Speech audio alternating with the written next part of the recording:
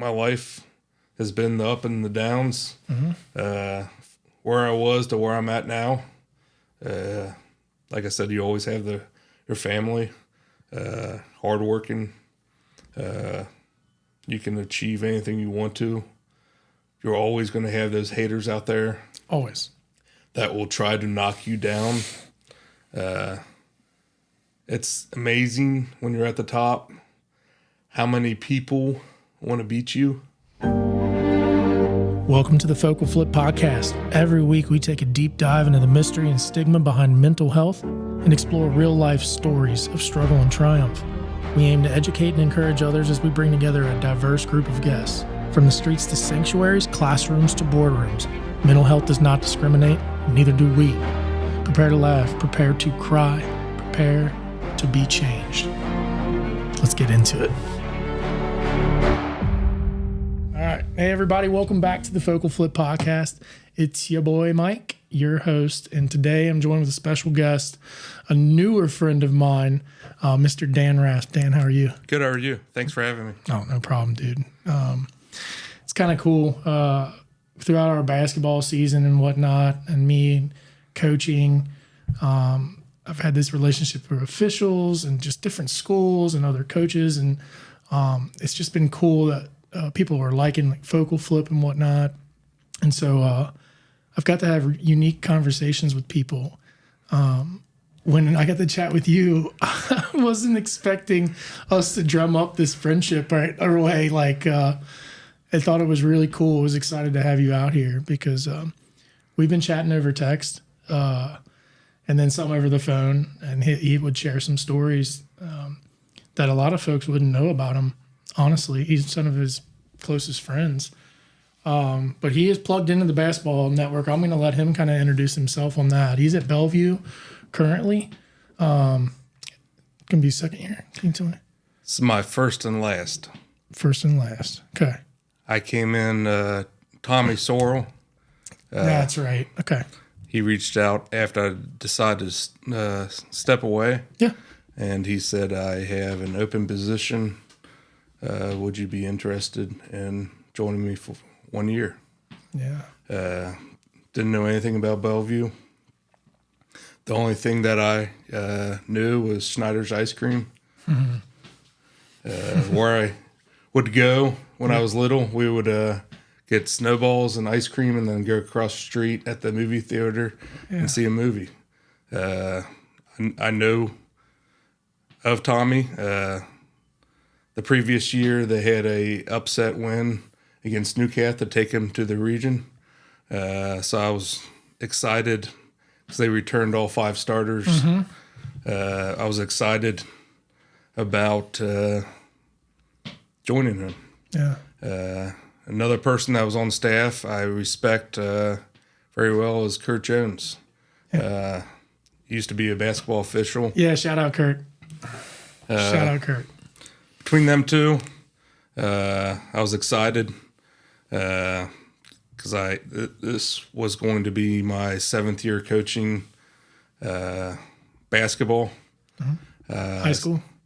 This is going to be my 5th. Coaching in general. Yeah. Coaching actually is going to be my 8th. So I was a head coach at St. Pius, Okay. St. Henry's for a year, and then St. Agnes for a year. Cool. The head coach at St. Pius was a roller coaster. We went 55-3. We were the most hated team in Northern Kentucky. Yep, probably a fact. Juggling the parents. It's a lot of work, isn't it? Yeah. I'll never be a head coach ever again after that experience. After the experience. See, it just it changes your perspective, doesn't it? It does. Like actually getting the experience and doing it. Yeah, man, I get it. I had to, my number one rule is you have to wait 24 hours. Yep, 24-hour rule. Yep. After For any contact after a game? Yep. After my first game, I got a text message from my parents saying, hey, will you let me know when the 24 hours is up? I did not have a scrimmage. So this literally was my first game as the head coach. knew the kids for probably 3 months. I had to hire my own staff. Yep. The thing that you can take things from each experience. I have a friend. His name's Zach Turner. He is autistic. Likes basketball a lot, so I hired him on staff so he could experience basketball. He would give us pregame talks. The kids were great. It was just some things that I really couldn't control. It was week after week. I had a parent complaint. So, like I said, I'm happy being an assistant, and I can understand that. I can respect it, man. I can respect it. When I first dabbled in high school coaching, I gained a new respect for coaches, the head coach specifically, because of that. It's not that all parents are bad parents, but like it's, everybody loves their kid, and sometimes a lot of people don't like to hear hard truths. So I got kind of exposed to that and then saw like the emails. And what was interesting was being a part of a program where they're doing everything correctly and then still getting the emails. And it blew my mind. It was fascinating to me. And I've seen it in a lot of different schools, so I think it's just part of it. But that's what is interesting when you're like, you know what, I'm done being a head coach. For me, I like it. Like I would, if I went back into coaching, I would love to be a head coach. I probably won't because I'm just coaching people. But like, bring them people on is what I like. I bring those folks on. Y'all want to email me, you better be ready for a return. Well, the crazy... Because I'm coming. The crazy part about the job was we played in the public school league, and we played in the private school league. Yeah. And then we played in tournaments. So we had... The only rule we had to play each player 1 quarter in the private school league. So the first game was against Holmes. They're always good athletes. I really didn't know anything about any of my players. Right after the game, text message, hey, will you let me know when 24-hour rule's up.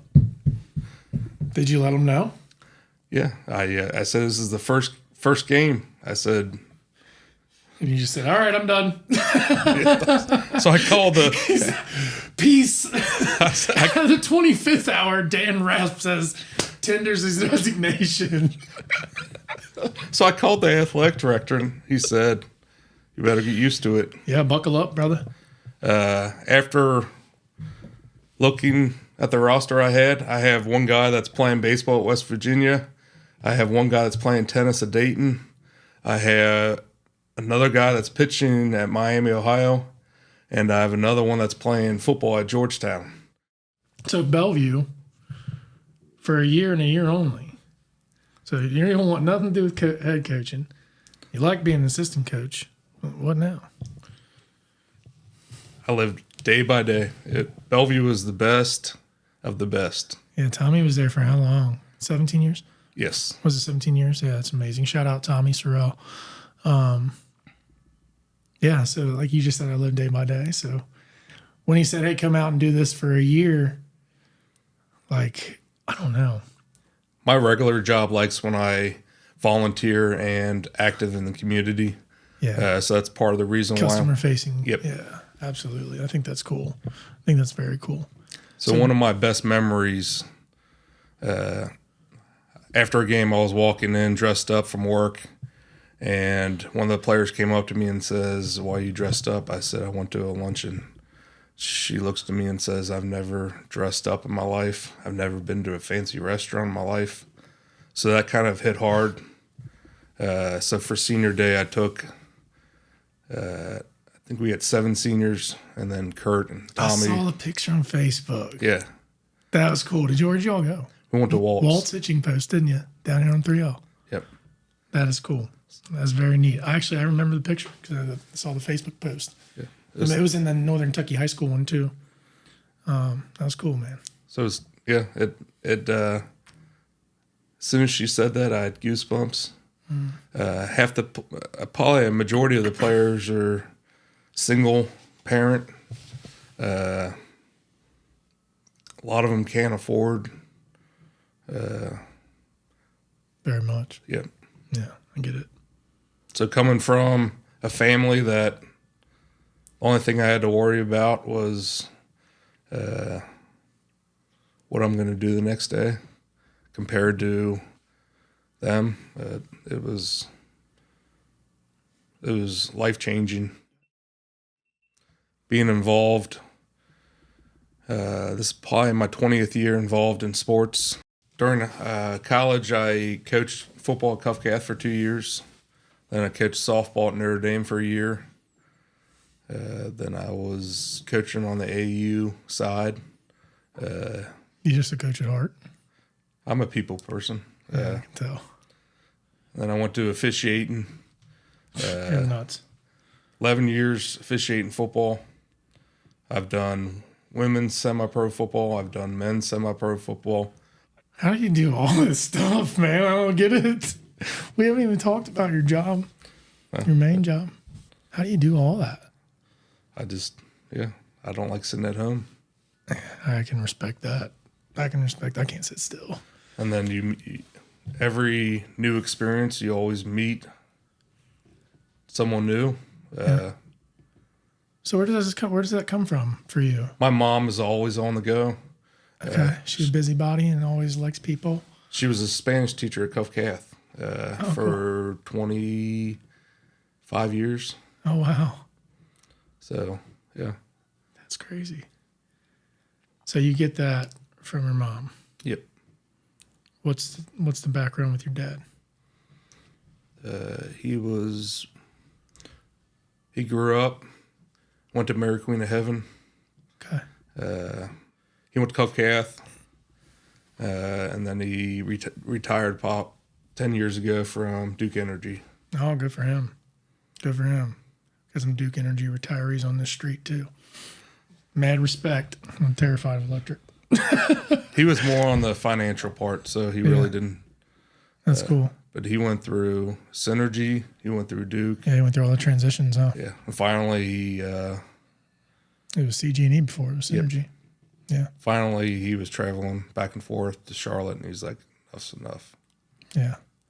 So he was a finance guy. Mom was a Spanish teacher at Cuff-Cath. What is it that you do today? I work at U.S. Bank. Finance guy, aren't you? Yeah. So crazy So thing you follow right in Dad's footsteps, or like, where did you? Do you just like it, or what? Tell me about your career. Tell me about your career. So funny thing is, went to Cuff-Cath. Mm-hmm. Actually, let's go back. So I went to Blessed Sacrament. Eagles. You saw the picture of me. I had the big afro, curly hair. I had the Anthony Davis unibrow. I was actually the first baby in St. Elizabeth history. I was in the paper that their siblings could visit right after a child was born. Really? So that's interesting. Yeah. There's a picture of me and all. I'm one of 5, so second youngest. So my 2 sisters and brother were in the picture holding me. And they wouldn't allow any contact prior to that? Yes. Wow. I feel like I vaguely can remember when you couldn't have contact. How much time was it until you could? So I was born in 85. That's wild. I think at one point there was an age limit, but I was actually the first. So after that, I battled. I was through every sickness. I went. The crazy thing about me, from where I was to where I'm at now, I was telling you this. I had a delayed speech. So I was going to a speech therapist for a good part of 12 years of my life. I hated school, So I had to 3 days a week. I had to go to a reading specialist. So I was battling. They always say terrible twos, but that was a majority of my grade school life. Of your childhood. They had to hold me down sometimes to put medicine in my mouth. Really? Yep. So you were anger, frustration from everything, or was it just? I just didn't want to do it. So you were facing adversity right from the rip. Right. That's a lot. That's a lot. That's a whole lot.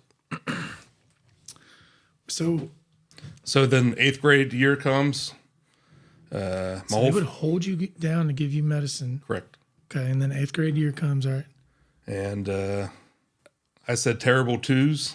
I was 13 years old, and me and 2 guys decided to make a fort in our backyard, his backyard, and one of us decided to put a tire in the fire. So 2 minutes later, we hear the sirens. We had 5 cops down there in the 8th grade. They handcuffed us, took us home. At that point, they took us home in 3 cop cars down my street. They knocked on the door, and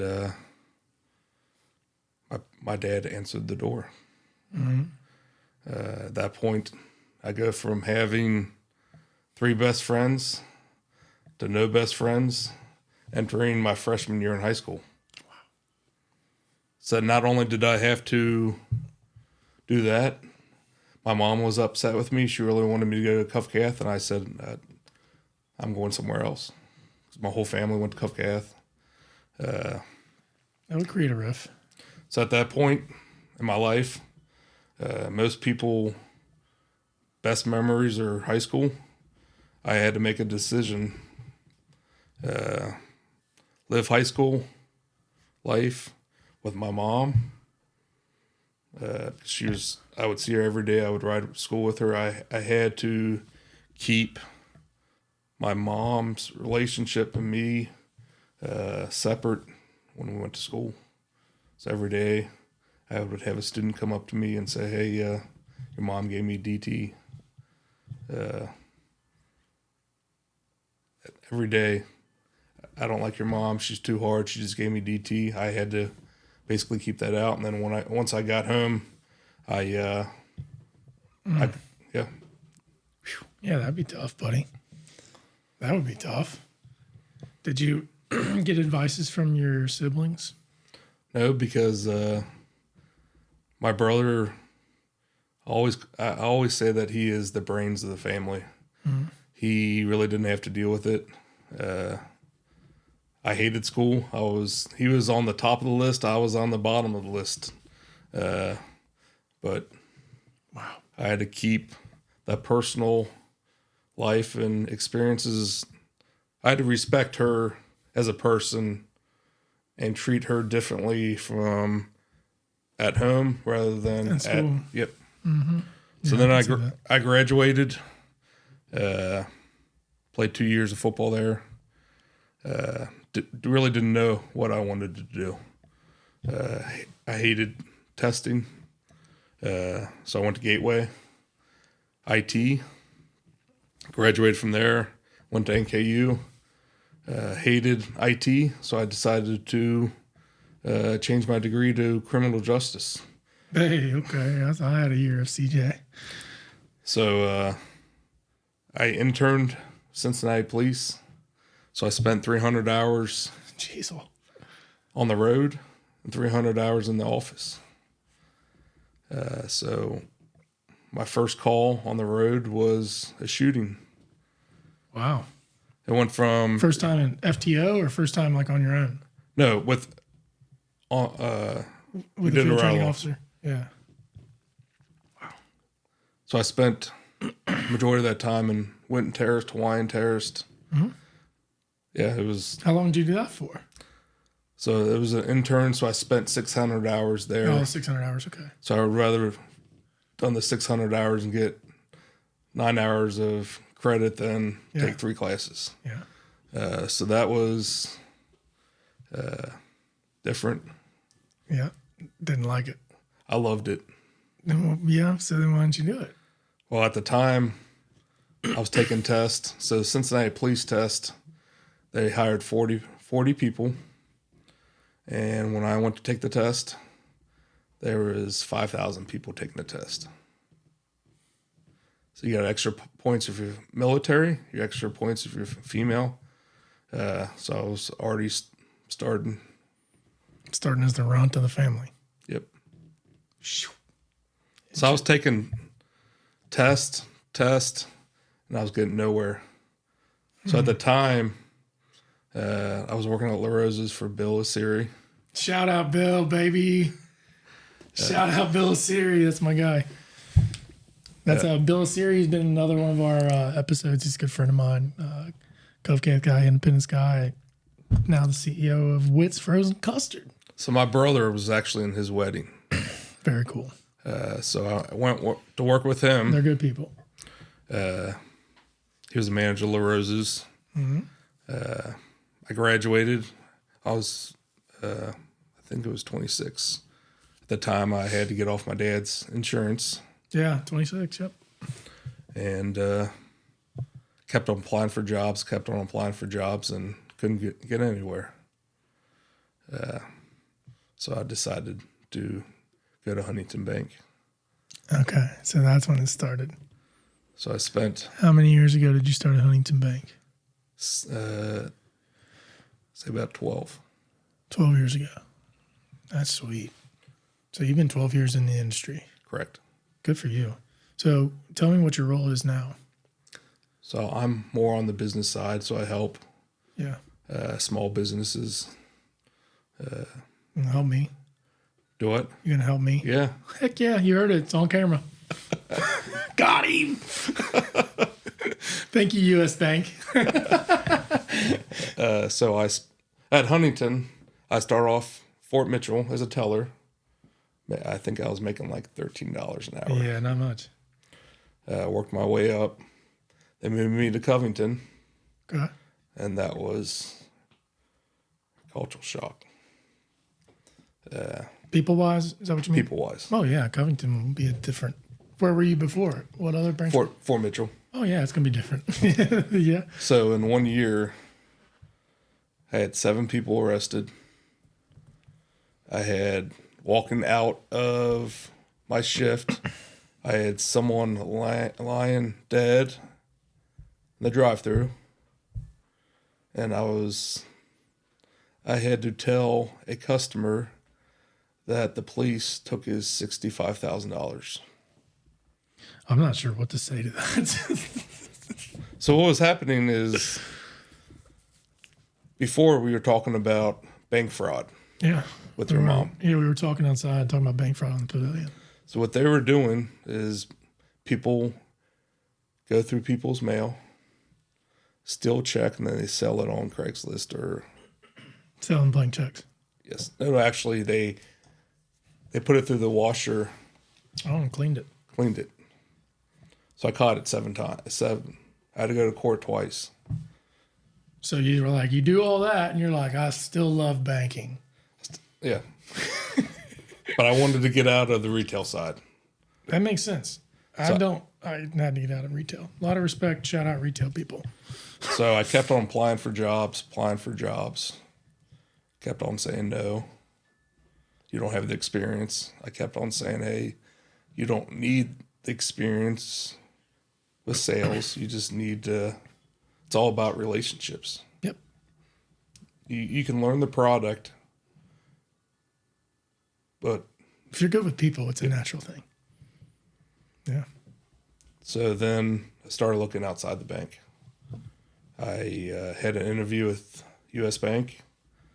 I had to make a decision.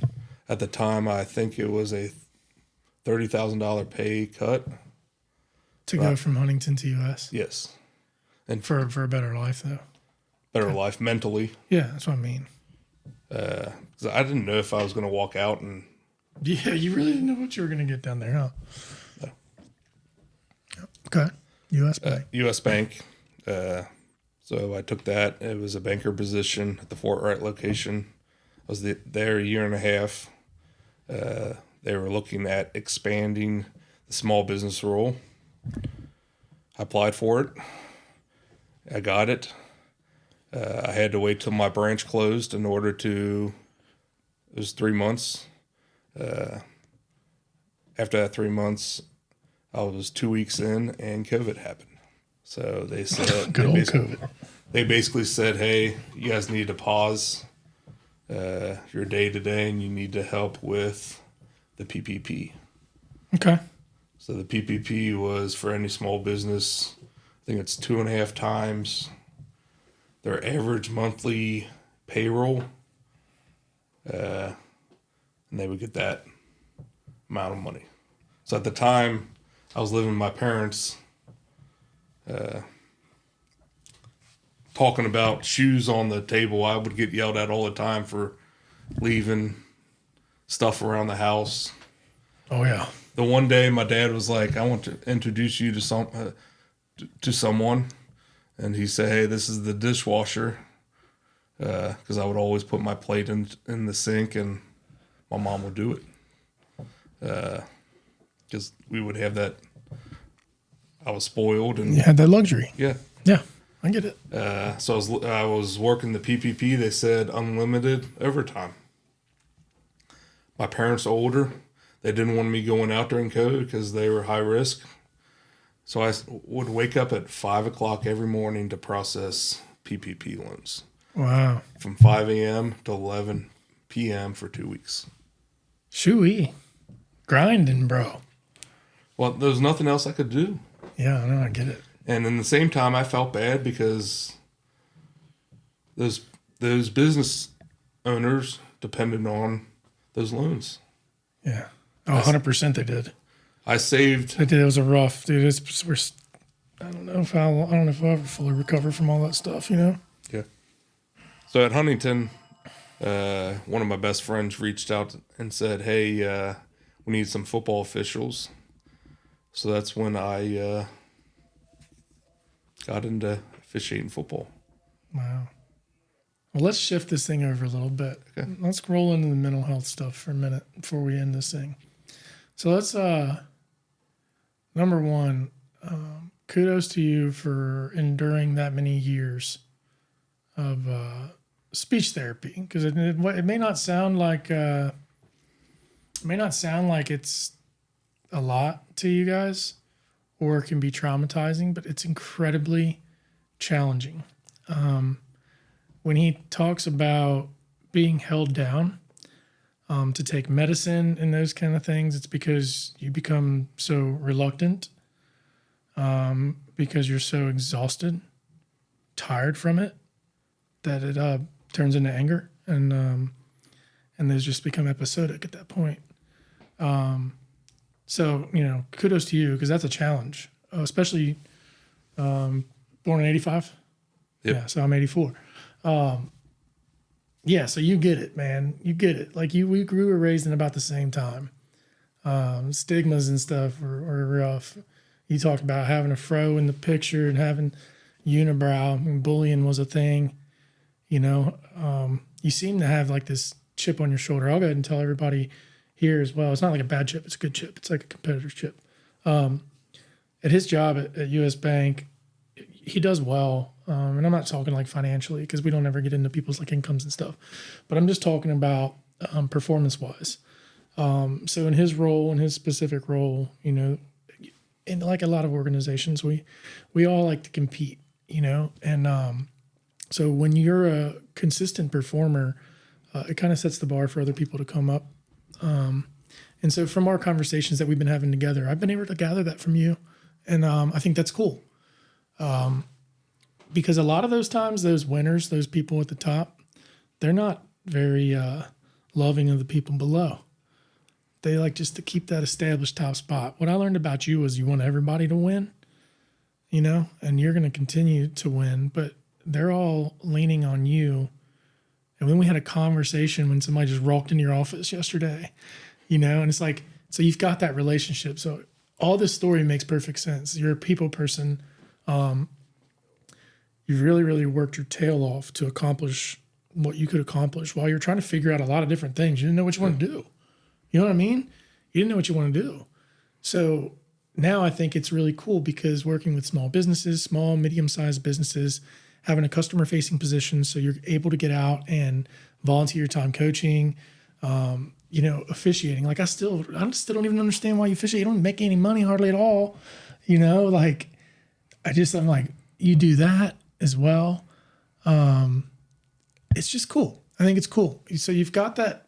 It's like, to me, it appears as this chip. Like I want to win. I have been down and I want to win. So I'm going to go. I'm going to love people. Were there ever times where you just completely clammed up and shut down or struggled? Like, where as you got older, let's say, for example, like you're getting into your career and into the finance world, given your history and your upbringing and those struggles and stuff, have you ever seen that manifest as you got older and like manifest in different forms? So it was 3 times in my life. Me getting arrested in the 8th grade. Yep. Going from grade school to high school. The 8th grade was the tire burn, right? Yep. Okay. Not having any friends. So I had to create a whole new group to hang out with. Yeah. I think me having to go to, so my speech therapist, 1st grade through 7th grade, I would have to leave Blessed Sacrament 3 days a week and go to Beechwood. In the Catholic school outfit. So going from... To an independent. Yeah. They make fun of you for that? Yeah. That's crazy. It is true. I mean, it's crazy. Because back in the day, kids would be making fun of people from Catholic parish, wearing uniforms at schools.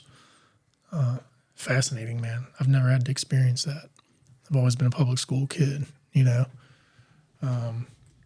But yes, it is interesting because the private schools with their uniforms and whatnot, everybody always gives them a double take if they're wearing it out after class or before class. Right. It's just weird. I wonder, it's just a natural stigma, I guess, where people just look at it like and label it.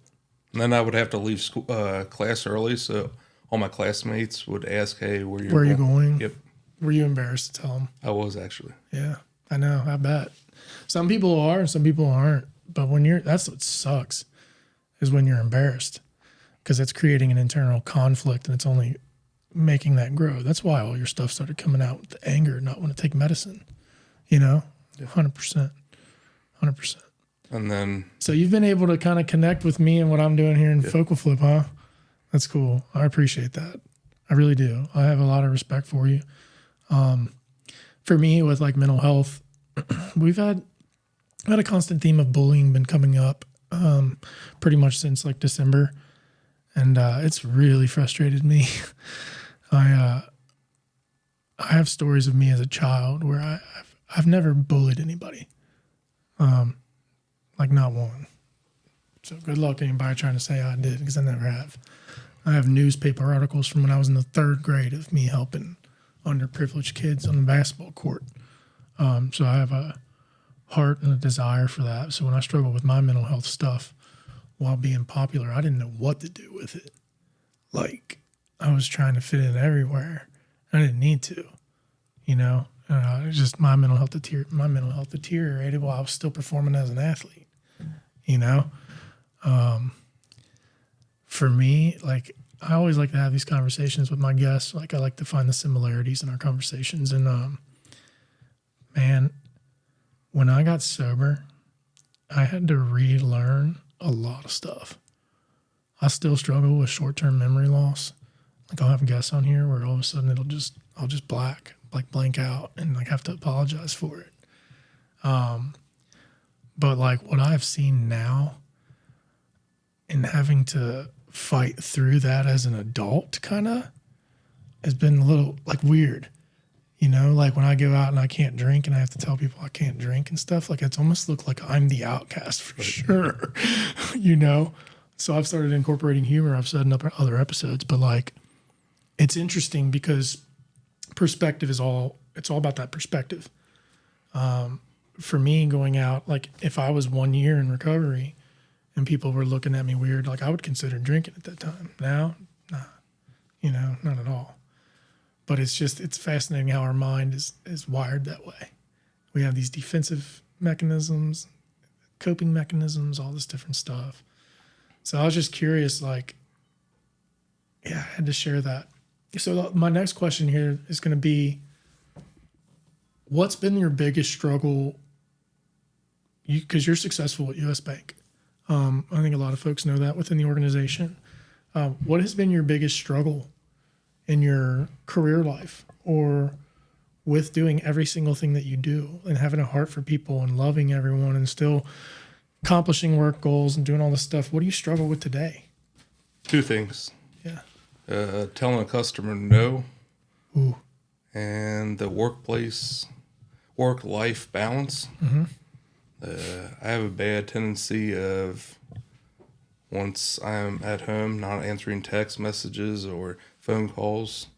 I was actually in the middle of on a cruise in Alaska. One of my top customers called me and asked me for help, so I was on the phone answering his questions. So those 2. Yeah. It's very hard for me to tell a customer no.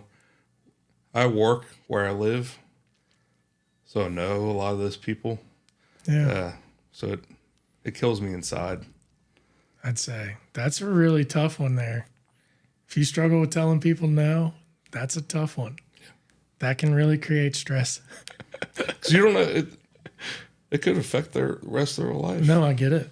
I'm like that too. I've actually had to train myself. I've had to have other people teach me how to help with that, because I've actually had people tell me I care too much. And that was really hard to hear from some people, but I've actually had to learn that and practice like that skill set. I call them boundaries. I use it as boundaries. I was a yes man for years. Okay. And it almost killed me. My fault, whatever.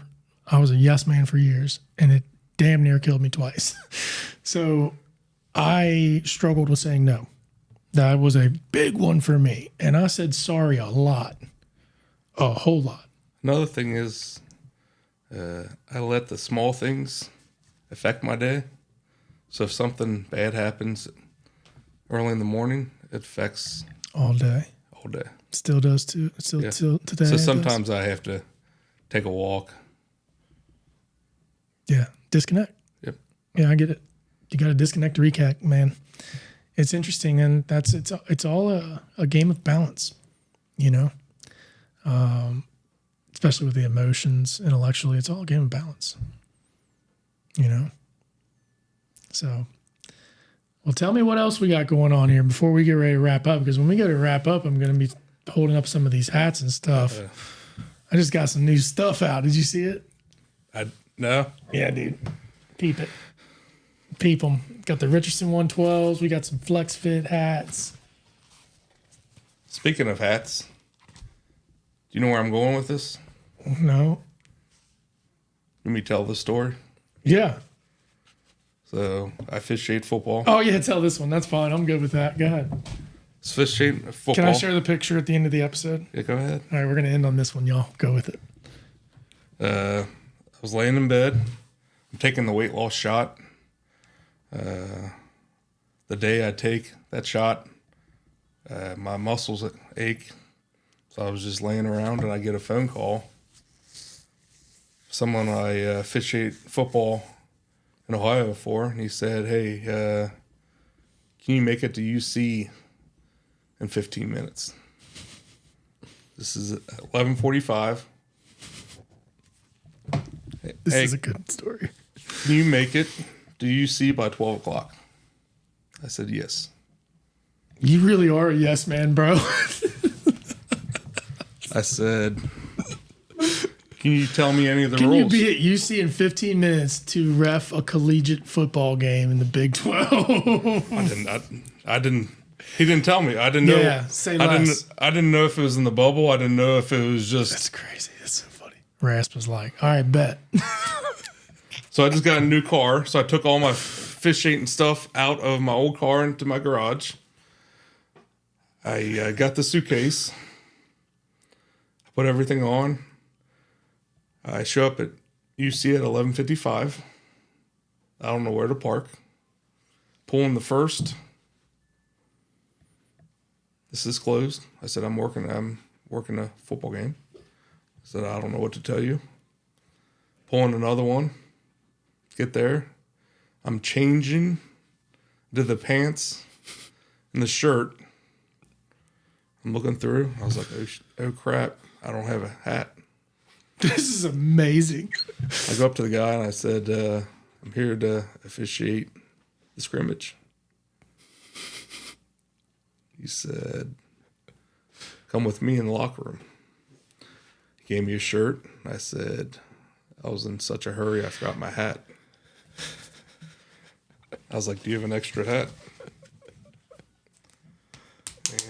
Yeah, he had an extra hat, all right. He had an extra hat. A picture up.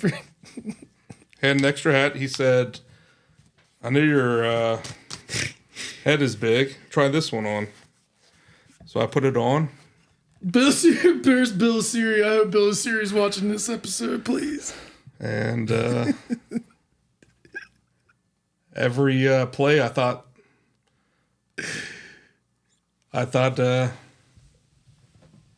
there y'all go. Keep the hat on like that. Yeah. This is not bullying. This is being bros right here, by the way. I about lost it when you sent it to me and then told me the hat story. And now I can't unsee the little hat every time. You put me in that group chat with Bill Siri, dude, I about died. I was like, look at that tiny ass hat, man. He said, I have a small head. I was like, I don't care. I need to.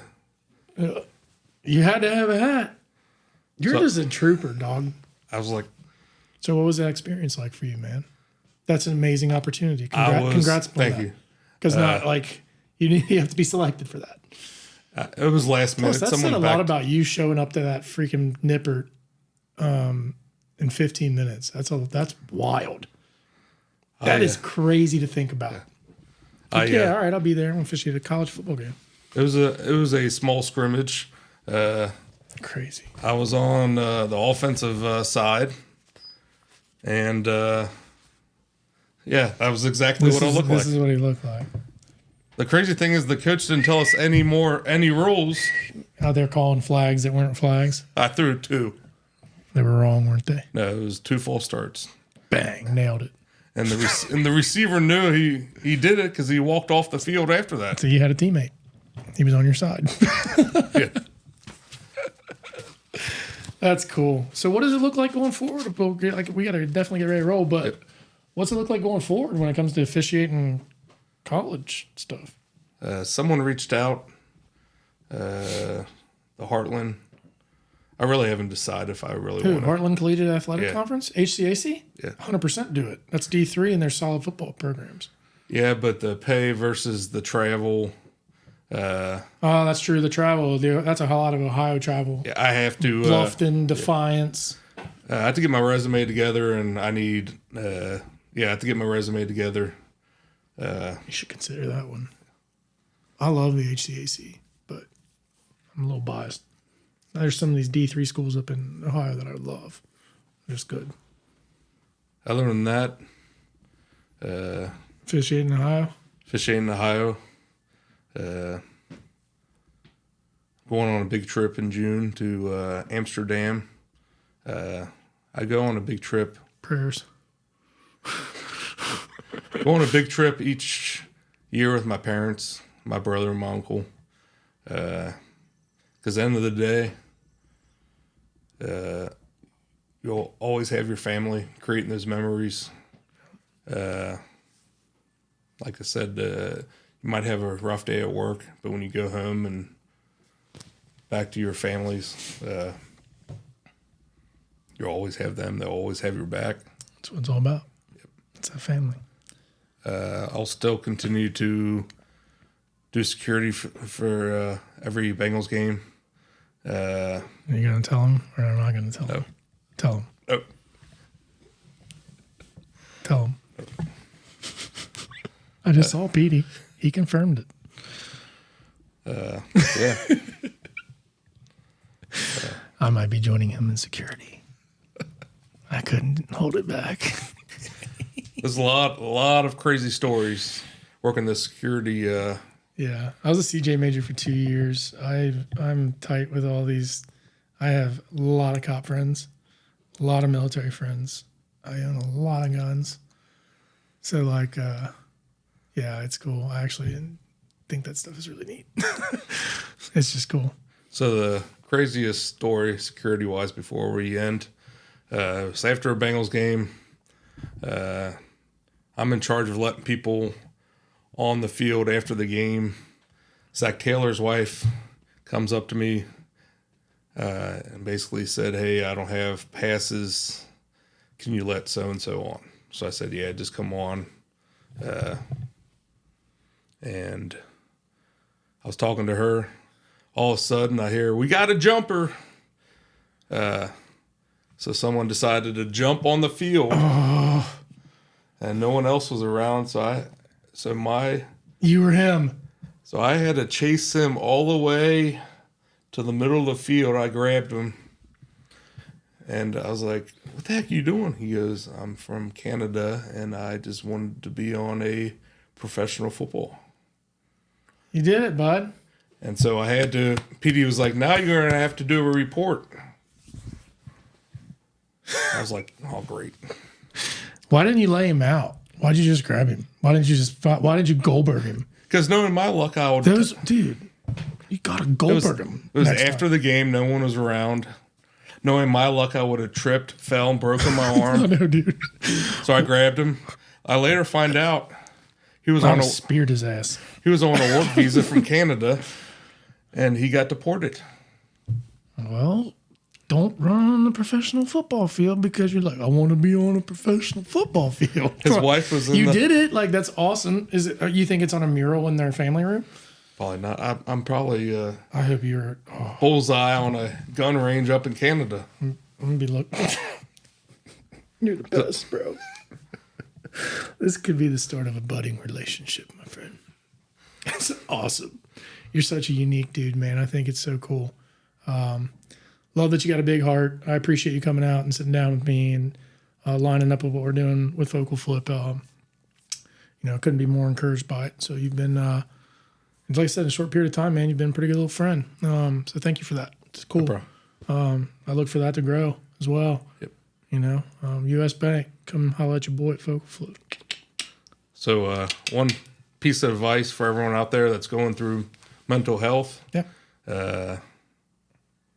It's a crazy story. My life has been the up and the downs. Mm-hmm. Where I was to where I'm at now. Like I said, you always have your family, hardworking. You can achieve anything you want to. You're always going to have those haters out there. Always. That will try to knock you down. It's amazing when you're at the top how many people want to beat you. In my group now at work, it's all about how we're going to beat Danny this quarter. Yeah, baby, the bullseye's on you. But like I said, if you have a goal in mind and you've had those struggles, you always can work through it. Absolutely, man. Amen to that. I appreciate that, bro. Appreciate that. So guys, you should like and subscribe and hit that Okay, I can't get it. okay. I'm not used to this. Hey guys, subscribe to my dad's video and just like the bell. Hit that like and subscribe button, hit that bell. And stay tuned. Love y'all. 100%. Love y'all. We're out. I love that.